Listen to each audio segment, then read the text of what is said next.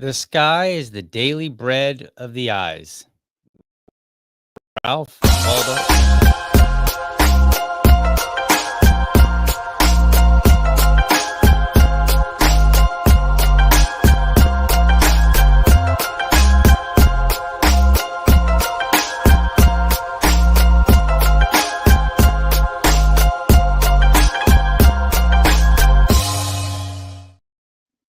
All right. Good morning and welcome back to another episode of the Liberty Dad podcast, a discussion on politics and culture. If you're tuning in live, thank you so much for giving me your time so early. Folks, do me a favor, hit that like and subscribe button.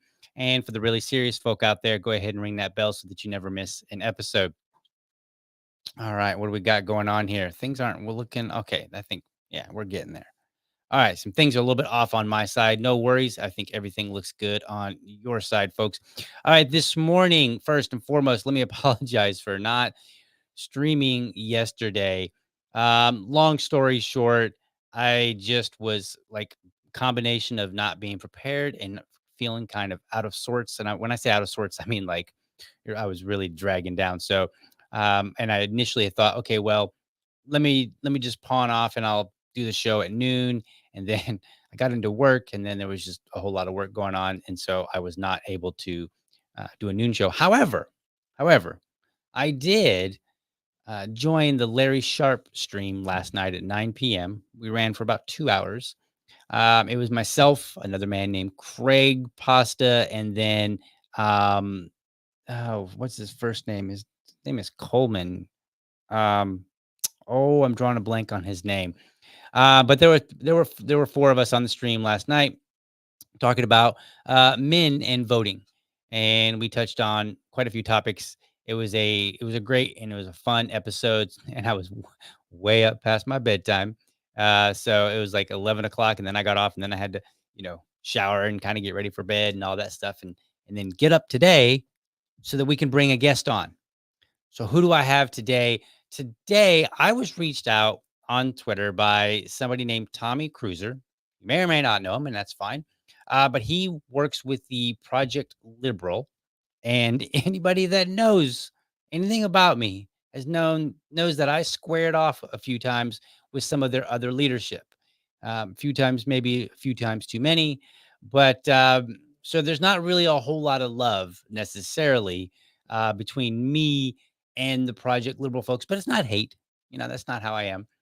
And I'm doing Adam Coleman. Thank you so much, that Liberty lady. I must be early in the morning. I'm going to blame my lack of remembering his name on, I'm going to blame it on being up late and then having to get up early. But anyway, so I'm doing what I try to always do.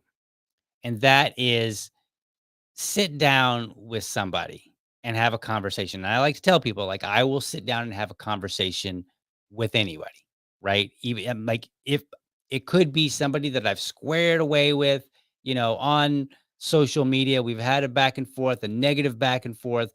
And if they say, hey, you know what, let's see if we can't find some common ground and go have a cup of coffee or something, then that I try to always do that. Now, in this particular case, I don't have any beef with Tommy.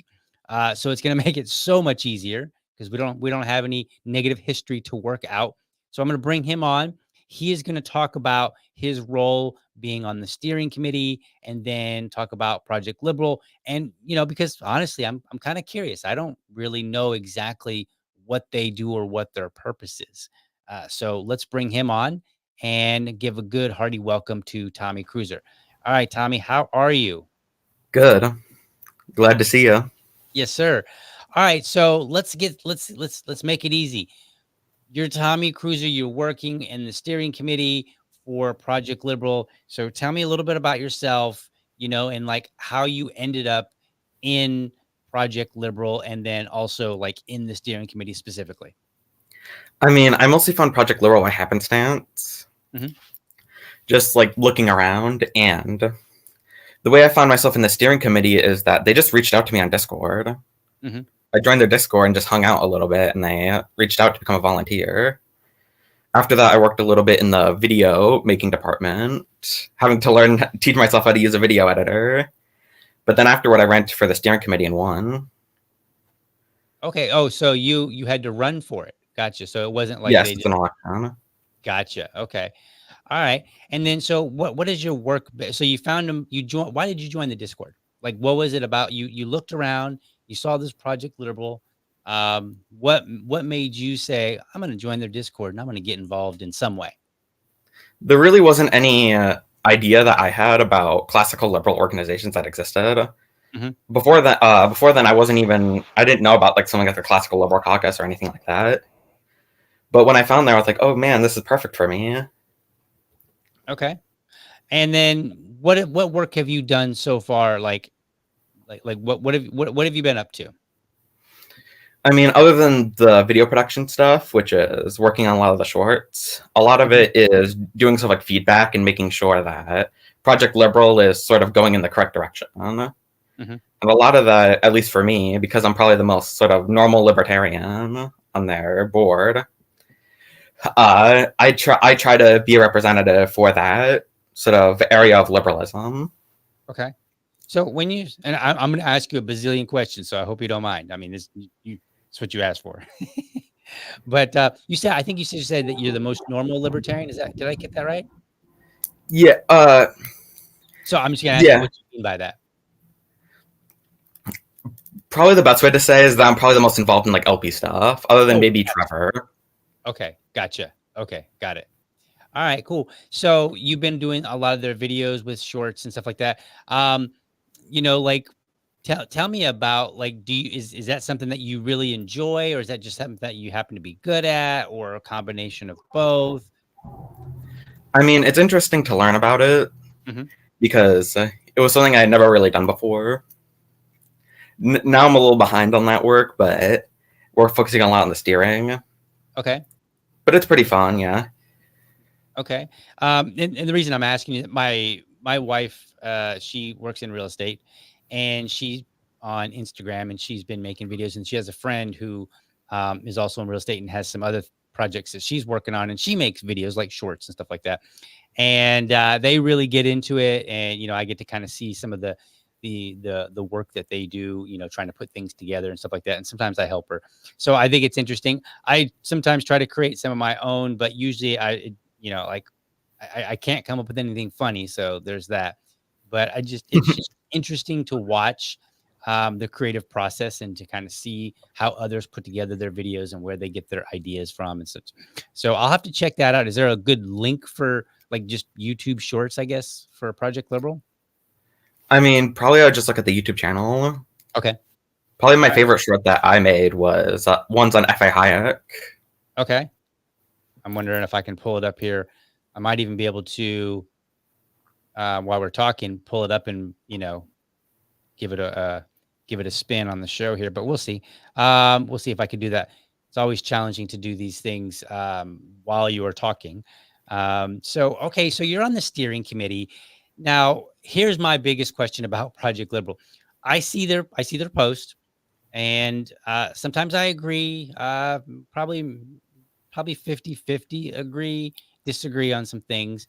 But what I can't tell you is what the purpose of the organ like what is their what are they trying to accomplish? So tell us about that. The main thing that we're trying to accomplish is to create a sort of liberal coalition. Mhm. What we're expecting is that for there to be a political realignment of liberal versus illiberal, Mhm. and we hope Project Liberal can be sort of central to that realignment. Okay.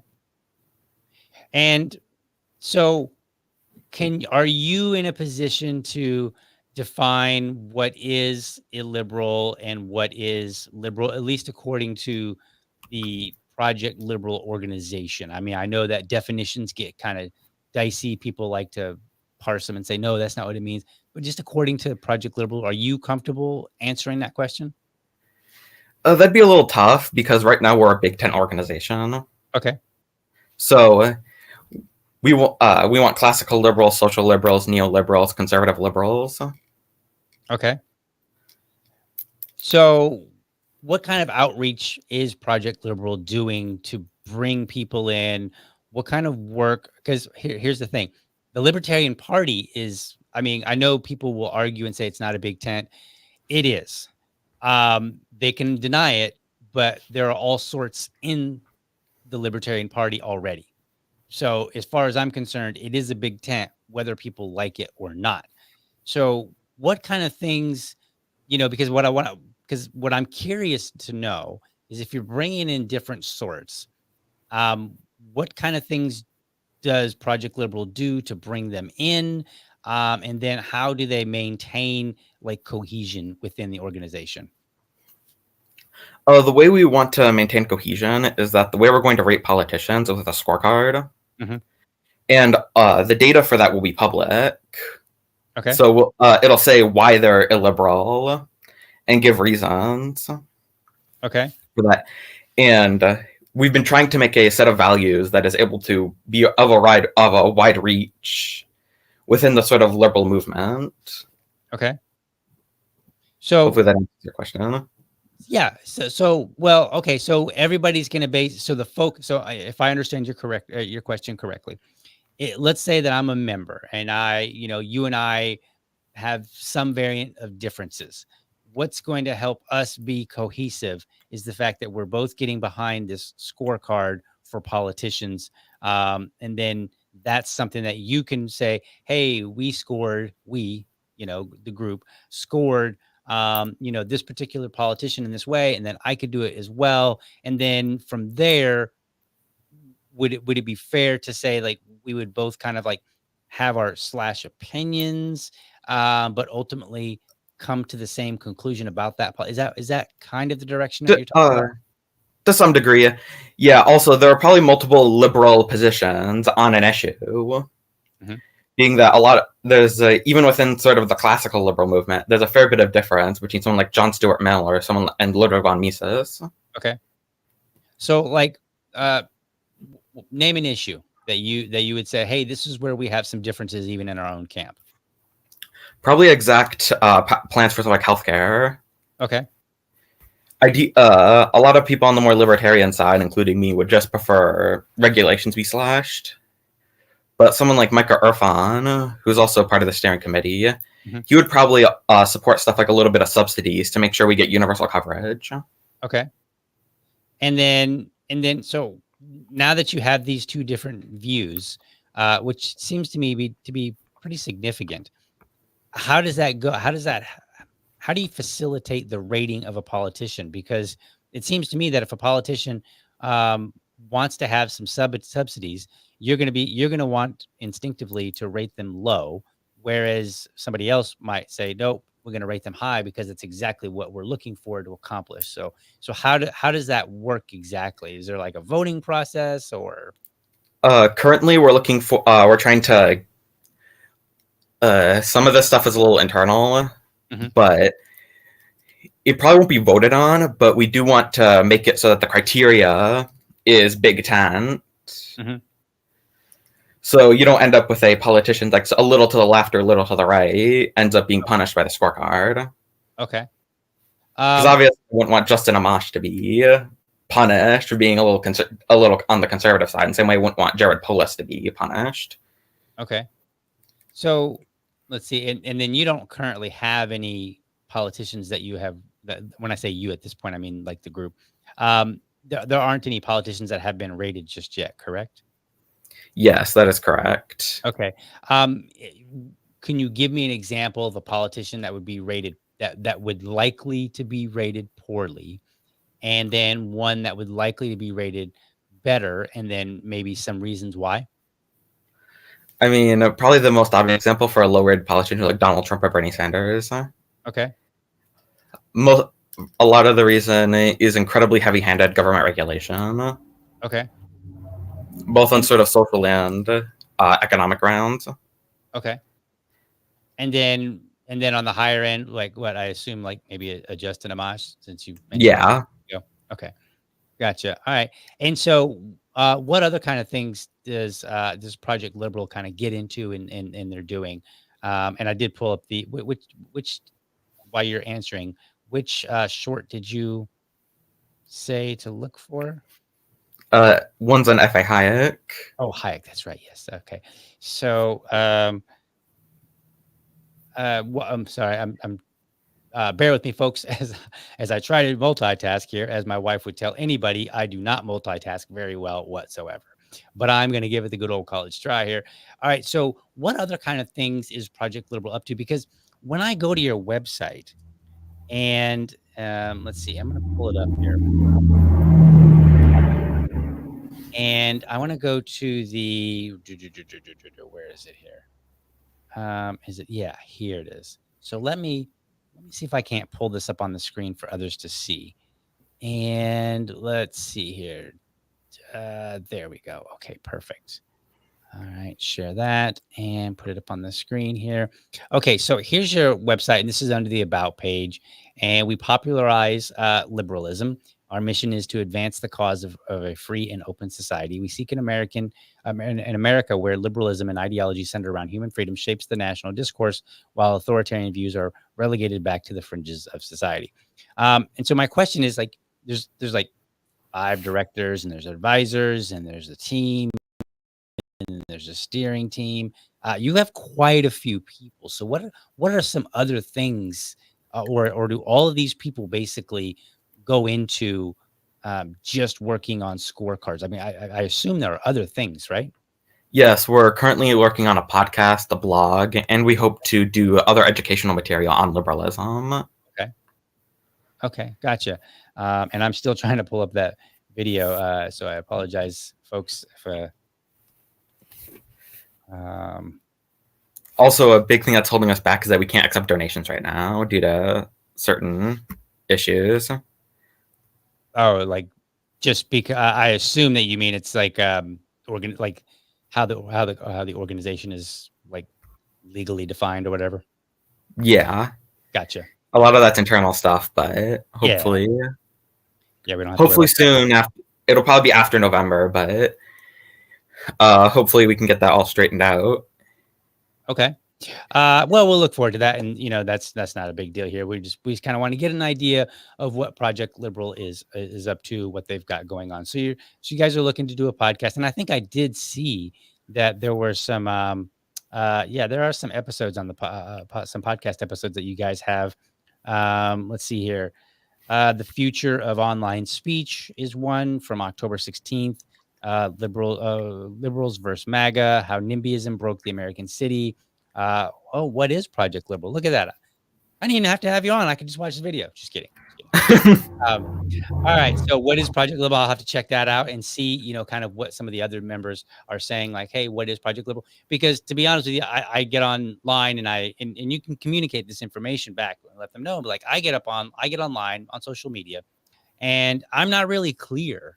Some of the members, and I'm not going to point out any names, but some of the members, one I've squared off with, but what I see is it almost seems like it's a constant criticism of everything else, and then just saying, "Hey, liberalism is the greatest thing in the world," and I'm like, okay, well, I don't really like it.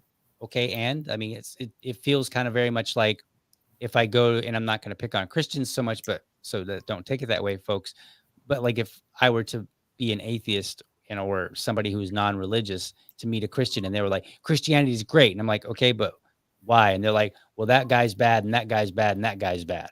Right. Or these are bad policies. Like, okay, well, but what makes what makes Christianity itself great? And so it's the same thing for me with liberalism. I don't really have a good sense of exactly what it is that everybody thinks is so great. I see some end results like, being talked about. Can you comment on any of that? Yeah, a lot of that stuff has to do with funding, but as well as a lot of it's on Twitter. So that's probably a lot of stuff you're seeing, which is like the meme page, basically. Okay. But we hope to get a lot more of the more exact educational information out soon. What kind of education do you think is really, really lacking in America right now? And just that you think, hey, we're excited about talking about this. Probably I would do just economics. Even like basic economics is not very well known. But I'd also mention like natural rights. That's sort of an idea that hasn't really been popular in American politics in a very long time. Okay. people talk about the First, Second Amendment, but they talk about them as human rights, not natural rights. Okay. Which rights that come from like just being human, of course. Okay. Gotcha. All right. I managed to pull up one of those videos. I'm going to try and play it, and we will see how well this works out. So you'll have to be my test and tell me if you can hear the video. I know we'll be able to put it up on the screen, so that's not going to be an issue. So there we go. This is one of the videos. Frederick Hayek, the problem with the production, with production for use in socialism. So let's play this. It's a 48-second clip. So stop me if you can't hear it. Well, I think the nicest form to I put can hear it it. is to say that socialism protesting against the production for profit and not for use objects to what makes the extended society possible. Production for use is only possible in a society where we know all the facts. But to achieve the situation where we are all working for people whom we do not know and are being supported by the work of people we do not know is made possible because we produce for profit. Profit is a signal which tells us what we must do in order to serve people whom we do not know. All right. All right. So is that one that you made? Did I pick a good one? Yeah, I made Okay. that one. All right. So where do you find? So let's talk about your process here, because I think that would be interesting. Your process when you go looking for a clip to make, like you wanted to find this. How did you did you just watch a long video and then say, "Yep, that little clip," or did you already know about it, or did somebody kind of send it to you, or what's your process? Uh, for the F.A. Hayek clips, I looked for them. Mhm. And I then can't. you go ahead. I can't say how exactly I edited out and all that sort of stuff, but yeah, a lot of it's just looking through F.A. Hayek videos, looking for him talking about economics and not just his personal stories, which was a lot of what I found. Okay. All right. And then you just find a clip and then you say that's a good clip, right? Yes. And do you have just the freedom just to pick any clip, or is there, or when do you sit in a meeting and somebody says, "Hey, we need to find Hayek talking about this," and then you get chosen and then you're like, "All right, I'm going to go watch videos." Is it that kind of a process, or is it just like, "Hey, make us some videos"? I mean, yeah, just make us some videos and then they're approved or disapproved. I gotcha. Okay. Hopefully you're not putting in too much time and they get disapproved. That would be rough. No, I've only had one that's been disapproved, and it was one I already kind of knew was going to be disapproved. Gotcha. Okay. All right. So that's interesting. And so um what other kind of thing? So you talk about the podcast, you've got the blog that I saw up on the website. So they've got the blog. We've got our values here. So let's see. I'm trying to think if there's anything specific. What am I missing here that you wanted to make sure to shout out to everybody and be like, "Hey, while I'm on this show, I got to tell you about this," because I want to make sure that I don't, maybe I've looked at the wrong things or I didn't think of something. Oh, you have everything right now because our main product right now would be the scorecard. Mhm. The issue with it right now is funding and certain legal stuff we have to get through. Mhm. I sadly can't disclose the legal stuff, the exact legal Sure. stuff, but Right. Yeah, I get you. So let's see here. So I'm gonna actually pull this up on the screen. We can just go right through them here. Right here. This is your. Oops, I don't have it on the screen yet. All right. So this is the our values. Liberty is universal. Every person is entitled to equal dignity, respect, and justice. Truth exists and it matters. Freedom of speech includes the speech of those with whom we disagree. Free markets create prosperity. The church and the state must always remain separate. Liberal democracy must be defended. We should be optimistic about the future. Legitimate authority can only be derived from consent. The Constitution must be defended from threats on both the left and the right. Equality of opportunity is always preferable to equality of outcome. Climate change is real and can be solved with market innovation. Society thrives where there is diversity. Science is a profound force for good. I think I would argue on that one that really depends on who it's in the hands of. So, who is holding the science per se, and what are they up to? Um, but I think that science overall itself is yes. So that's interesting. I don't think that I really disagree with any of these things. Um, I don't know that I would have some of them. I don't know that I would have put on the forefront. They would have been kind of like in the background from personally. Um, so what else can we talk about here? Because and again, what I'm trying to do is make sure to talk about the organization and not the people, which like again, I've had some run-ins with some of the people, but that's not your deal. That's not what you should be asking or answering. Yeah, thanks for that. I would have been a little nervous trying to defend some takes on Kamala Harris. Right. So and that's part of being the big tent, right? Because I know that there are there are some members that have come out publicly to support Kamala Harris. Okay, let's ask you let me ask you this. All right, because you have a good number of people that are working in your organization. So Reason Magazine, they just came out and said, here are who, here's an article about who people are voting for, and most everybody except for one, I think, was either not voting at all, voting for Chase Oliver, or voting for Kamala Harris. And then they were criticized because they were, a lot of libertarians said, "Hey, there's nobody voting for Donald Trump, so you guys aren't really representing the liberty movement, the libertarian movement, the liberty movement very well, because there are libertarians who are voting for Donald Trump." So in your org, is there anybody that you know of that's voting for Donald Trump? No. No. Um, uh, we know this. I assume that there are some people that are going to vote for Chase Oliver. Yes, I voted for Chase Oliver. Oh, you already voted? Yeah, I already voted. Gotcha. I'm waiting to the last minute, just like I do Christmas shopping. So are there people that are just not voting at all that you know of? I think there are. Okay.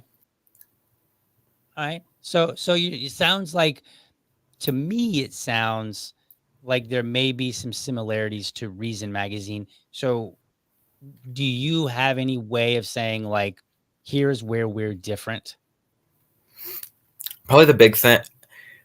Some of this stuff is a little internal, but we're probably gonna do a lot. We're probably gonna get a lot more involved, sort of in like the sort of main political stage rather than just sort of journalism. Okay. Okay. Let's take some audience questions. These are some, my audience is a nice one, so you're not going to be given too rough of a time here. So that Liberty lady, I'm putting it up on the screen, says, is this guy trying to change the LP to liberal light, like the Mises Caucus is trying to change LP in a Republican light?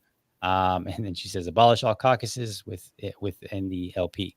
So is that a goal to kind of influence or shape the Libertarian Party itself? No. Okay. Do you That guys would be have anything to do with the Libertarian Party other than members? no. We have a lot of former LP and current LP, but no one that's like trying to use this organization as a vehicle to change the Libertarian Party. Okay. All right. So you just have members. Okay. Fair enough. Let's see. I'm looking through. Okay. It looks like just mostly just conversation between each other. Yeah. I don't see Maybe any. I'd maybe add that we're trying to make the whole political landscape more liberal, obviously, but Okay. just not the LP specifically. Okay. What are some of the top policies that people talk about in your organization? Specific policies, not like economics, something more broad, but maybe something more specific where you say, hey, this is something that we would like to change the landscape of, or at least how people think about it. A big one that gets a lot of agreement is the YIMBY movement. Yes, in my backyard, which means allowing a lot more density and allowing people to own their own land and build what they want on it. Okay. Well, and there's also a lot on stuff like nuclear power. Okay. All right. And then just for the record, he did say YIMBY, which is opposed to NIMBY, not in my backyard. So most of your members, if they live next door to me, and I wanted to, I don't know, open up a storefront in my house, they would be like, okay, well, it's your property, you do what you want, right? Yes. Okay. We also want to reform occupational licensing. You mean get rid of it or reform it? Some people say reform it. Others are going to say just totally abolish it, throw it in the dumpster. Got it. So on the reform side, what does that look like? Sadly, that's not my position, so I probably wouldn't be able to give a very good outline of it. Okay. All right. Here's now this is not a question, but I'm gonna phrase it as a question from the audience. So Keith Garrett says liberal means left to many. And I think he's right. I think a lot of people, when they see the word liberal, they're like left. So how do you combat that? The way we want to combat that just with education and to sort of make a ascendant liberal coalition that's actually present in American politics. There's also a big thing that a lot of people on the left have abandoned the word liberal, which leaves the word open to being retaken by people that actually are liberal. Okay. All right. I think I have discussed everything that I can think of. I just kind of wanted to get a sense of Project Liberal. I will put it in the show. I know I saw it's already in the show notes, folks. You can go to their website, check it out. Like I said, they have a podcast. There's some number of episodes that you can watch if you're not familiar with it, or if you are, you think you're familiar with it, like me, based on your online interactions. I encourage you to go there. There's at least a video. What is Project Liberal? I wish I had seen this before, because I would have watched it and then I might have had some better questions. So I will have to check this out after the show. But any final words, Tommy, about Project Liberal or anything that you're doing, where people can go, all that, all the closing stuff. I mean, if you just want to take a quick look at the organization, you can go to projectliberal.org. Just look at the basic stuff. I'd also recommend joining our Discord server. But yeah, and as well as hopefully volunteering eventually. I also hope that the what is Project Liberal stuff doesn't contradict anything I say. Well, you're a big tent, so it'll be okay, right? Like that's the point of a big tent, is that not everybody's necessarily going to agree, and you're not running it, so you may have some like. I don't think that's a big deal. I'll stick up for you ahead of time on that one. People can quote me on it, because I don't always agree with the LP, right? And I don't think that anybody always will, entirely agree. And so I don't foresee that being an issue. But okay, so if you have no final words, and I don't have any final words, I just want to thank you then for getting up so early. I guess it's an hour earlier for you than it is for me. So thank you so much for joining me, Tommy. Thank you. This has been awesome. All right, I'm going to put you backstage. If you want to stay and we'll chit chat after the show, you can. Or if you need to go, get ready for work and whatnot, that's fine too. But hold tight if you want to chit chat for a minute. And I'm going to do my closing, and then we'll do our thing today. So. All right, folks, thank you so much for watching. I hope you enjoyed this episode, found it informative and inspiring. Be sure to catch me Monday through Friday, 7:30 a.m. for an informed discussion on politics and culture. Make sure that you're subscribed to my YouTube channel, or if you prefer my Rumble channel, you can go to youtube.libertydad.com or rumble.libertydad.com. While you're there, let me know how I'm doing by leaving me a comment. Last but not least, I want you to remember, if you're a champion of liberty, your business is people and your product is liberty. I want you to have a great week. Catch you next time. But for now, I'm out.